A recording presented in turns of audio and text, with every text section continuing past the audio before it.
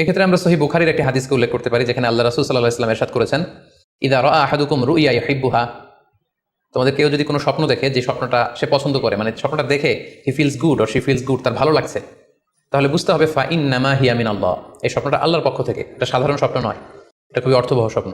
তখন সে কি করবে? ফালিয়াহমাদিল্লাহ আলাইহা, সে তখন এই সুন্দর স্বপ্ন দেখার কারণে আল্লাহ শুকরিয়া করবে। ওয়াল ইউহাদ্দিস বিহা, এবং চাইলে সে এই স্বপ্নের কথা মানুষের কাছে বর্ণনা করতে পারে বা শেয়ার করতে পারে।